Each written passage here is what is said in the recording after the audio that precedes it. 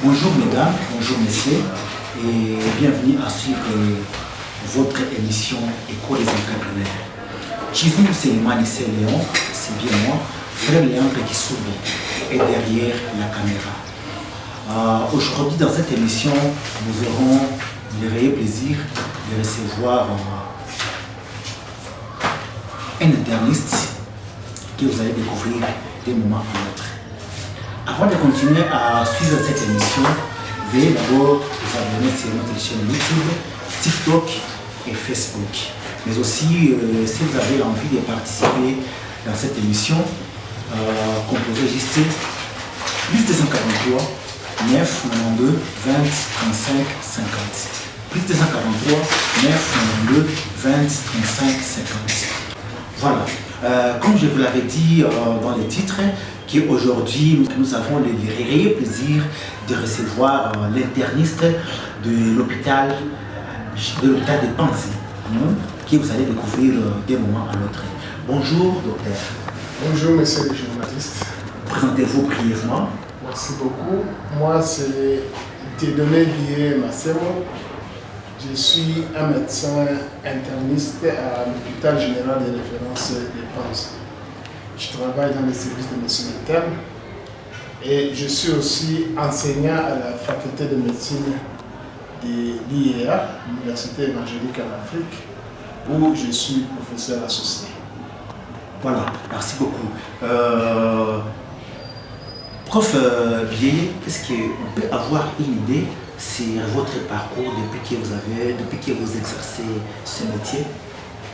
Oui, pour ce qui est de mon parcours, je peux dire que j'ai fait une grande partie de mes études dans notre pays, la République démocratique du Congo, où j'ai fait mes études primaires, secondaires et universitaires. J'ai fait mes études primaires à l'EP Kassenga à Uvira, où j'ai eu mon certificat d'études primaires. J'ai fait mes études secondaires à l'Institut Weza Nyangezi, où j'ai eu mon diplôme d'État. Et j'ai fait mes études universitaires pour la partie de la médecine générale à l'Université évangélique en Afrique. Et après mes études, j'ai travaillé pendant 2 ans à l'hôpital de Panzi et au centre hospitalier 8e Sepak Tchai. 2 ans après, je suis parti en spécialisation à l'université évangélique Cheikh Anta Diop, où j'ai effectué maintenant au Sénégal, dans la ville de Dakar, où j'ai fait mes études de spécialisation en médecine interne. De Dakar, je suis parti en France, à l'université Paris 7, où j'ai effectué une sous-spécialisation, ou qu'on peut appeler une hyper-spécialisation en rhumatologie à l'université Paris 7. Et je suis rentré à Bukavu après mes études, après mes 5 années et mes 2 années à Paris. Je suis rentré à Bukavu où j'ai commencé encore à exercer comme interniste à l'hôpital de Panzi. Et de l'hôpital de Panzi, depuis 2009, j'ai travaillé comme spécialiste. De mon retour de mes études, depuis 2009, de mes études comme spécialiste, où j'ai commencé à travailler à l'hôpital de Panzi. Et en 2012, je suis parti encore en France, dans la ville de Toulouse, où j'ai fait une année en diabétologie. Et une année après, je suis rentré encore à l'hôpital de Panzi, exerçant mon travail d'interniste dans la prise en charge des pathologies ostéo-articulaires, dans la prise en charge du diabète sucré et dans la prise en charge des maladies métaboliques que notre population peut avoir. Depuis 2021, je me suis inscrit en thèse au KITEM et j'ai fait ma thèse en médecine pour un sujet du diabète sucré et j'ai terminé de 2021 jusqu'en 2024. J'ai terminé mon agrégation et actuellement je suis professeur associé et interniste dans notre ville de Bukavu. Professeur, pouvez-vous nous dire qu'est-ce qu'un interniste? Un interniste, c'est un médecin qui travaille dans les services de médecine interne. Et c'est un médecin qui voit les malades dans sa globalité. Donc, le malade vient avec ses plaintes. L'interniste, comme il réfléchit beaucoup, et il va voir maintenant le malade dans sa globalité, où il doit s'occuper à poser les diagnostics en rapport avec les plaintes que le malade a présentées, en rapport avec l'examen clinique et les examens paracliniques. Les médecins internistes qui travaillent en médecine interne doivent s'occuper du diagnostic du médecin et du malade et de sa prise en charge. Le médecin interniste, c'est le médecin qui pose les diagnostics pour les cas difficiles de médecine interne. Il y a des maladies qui sont rares, il y a des maladies qui sont systémiques, des maladies cachées, des maladies complexes que le malade peut présenter. Et un interniste, c'est un médecin maintenant qui doit réfléchir et poser des diagnostics devant les cas difficiles à médecine. Qu'est-ce qui vous a motivé à faire cette spécialisation d'interniste? Ce qui m'a attiré, c'était la façon dont je voyais nos malades dans notre service de médecine interne à l'hôpital de Panzi. Avant que je n'aille en spécialisation, je voyais qu'il y avait des malades qui pouvaient même mourir sans diagnostic. Et cela m'a beaucoup révolté, que comment est-ce que quelqu'un peut mourir et on ne connaît pas quelle est la cause de son décès. Et je suis parti en spécialisation où j'ai pensé faire la cardiologie. Et quand je suis arrivé en cardiologie, j'ai commencé à voir que les malades étaient dans les services de cardiologie, mais malheureusement, on devrait faire appel de la cardiologie, on devrait faire appel à la médecine interne, et que si c'est un malade qui pouvait avoir une pathologie cardiaque et qui avait d'autres problèmes, on devrait appeler les internistes et venir voir les malades, ou on pouvait directement transférer les malades à médecine interne pour être pris en charge. Et cela m'a donné une puce à l'oreille pour savoir comment est-ce qu'un médecin peut être devant les malades et il va encore, un cardiologue qui doit encore envoyer les malades à médecine interne pour d'autres explorations. Et je me suis rappelé de ce que j'avais vu dans notre service où il y avait des malades qui décédaient sans diagnostic. Et je me suis dit que c'était pour moi la branche que je devrais faire pour essayer d'apporter des solutions à nos problèmes chez nous, à Bukavu, en République démocratique. Et c'est pour cela que je me suis dit que je dois faire la médecine interne pour essayer d'apporter des solutions dans la prise en charge des malades. Depuis que vous avez commencé à exercer ces métiers, peut-être ici à Bukavu ou ailleurs, quel est le moment inoubliable que vous avez déjà passé? Les moments inoubliables, c'est quand on est au chevet de nos malades.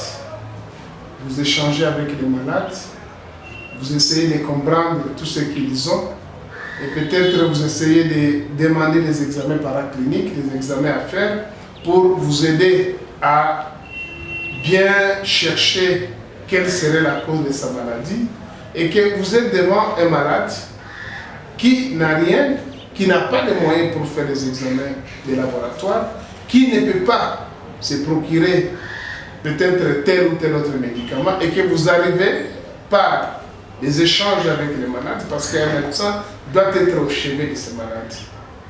En essayant de discuter avec les malades, en essayant d'échanger avec les malades, en examinant les malades plusieurs fois, vous pouvez arriver à poser les diagnostics et mettre un traitement qui va soulager les malades. Et ça sont des moments inoubliables dans notre pratique quotidienne. Ok, merci beaucoup, professeur. Je rappelle que nous sommes dans l'émission Écho des entrepreneurs. Cette émission fait la promotion des talents de la ville de Bukavu en particulier et de la République démocratique du Congo en général. Avant de continuer à suivre cette émission, veuillez vous abonner sur notre chaîne YouTube, TikTok et Facebook. Sur YouTube, c'est Écho des entrepreneurs et DSSR. Sur TikTok, c'est Écho des entrepreneurs. Sur Facebook, c'est Selemani Chizungu, c'est Léon. Là, vous allez me retrouver. Mais aussi, si vous avez l'envie de participer dans cette émission, composez juste plus 243 992 20 35 50. Plus 243 992 20 35 50. Plus 243 992 20 35 50. Nous continuons toujours avec notre émission du jour. Cher professeur, quels sont les rôles d'un interniste dans un hôpital? Comme je l'avais déjà dit, le médecin interniste a un grand rôle à l'hôpital. Nous avons dit que l'interniste, c'est un médecin qui voit les malades dans la globalité. Et quand un médecin voit les malades dans sa globalité, il parvient à trouver quel est le problème qui amène les malades à l'hôpital. Quelle est la maladie que son malade souffre. Donc, cette vision globale, pour rechercher les maladies rares, pour rechercher les maladies systémiques, pour prendre en charge toutes les pathologies qu'un malade peut avoir. Vous pouvez avoir peut-être un malade qui vient, qui est diabétique, mais qui a plusieurs complications. Il peut avoir un AVC, il peut avoir une hypertension artérielle, il peut avoir une rétinopathie diabétique, il peut avoir une néphropathie diabétique qui se complique à l'insuffisance rénale, il peut avoir des maladies liées à la peau, il peut avoir des maladies liées au système nerveux central, et en voyant les malades dans sa globalité, en les prenant en charge, ou même en lui donnant des soins holistiques, c'est ça la réelle utilité d'un médecin interniste. Et vos consultations, parce que là, il faut discuter avec les malades. Il faut échanger avec lui, il faut l'écouter et il faut surtout l'examiner. Et vous l'examinez de la tête aux pieds. Et on ne peut pas examiner un malade une seule fois. En médecine interne, on examine les malades plusieurs fois, on les réexamine plusieurs fois pour arriver à trouver des solutions. Toutefois, il y a des malades que nous suivons en ligne, et ça sont des malades comme en médecine interne. Nous avons des malades chroniques, des malades qui vivent avec leurs pathologies. Ils peuvent aussi nous demander des avis au téléphone, ils peuvent nous appeler pour essayer d'avoir des orientations, et là nous faisons maintenant des consultations en ligne. Mais les consultations sont faites ici à l'hôpital en présentiel, et nous donnons maintenant des avis au téléphone parce que nous avons des malades qui ont des pathologies chroniques. Et peut-être avant d'en finir, quels sont les avantages d'un interniste? Les avantages d'un interniste, parce qu'il a la réflexion devant les malades. C'est un médecin qui ne peut pas seulement se limiter aux plaintes des malades, c'est un médecin qui pose des questions pour orienter son raisonnement. Et c'est un métier qui nous aide à voir les malades, malgré sa maladie, est-ce que cette maladie n'a pas encore donné une deuxième autre maladie qui est une complication. Nous faisons des diagnostics positifs pour retrouver les problèmes des malades, mais l'interniste ne doit pas seulement se limiter à un diagnostic positif, à la maladie qu'a son malade, mais l'interniste doit normalement faire aussi un diagnostic étiologique. Qu'est-ce qui a favorisé cette maladie? L'interniste doit deuxièmement faire ce qu'on appelle un diagnostic de retentissement. Et donc, il voit les malades qui ont telle pathologie, mais il se pose des questions. Est-ce qu'un autre organe n'est pas déjà touché? Et c'est ça ce qu'on appelle le diagnostic de retentissement.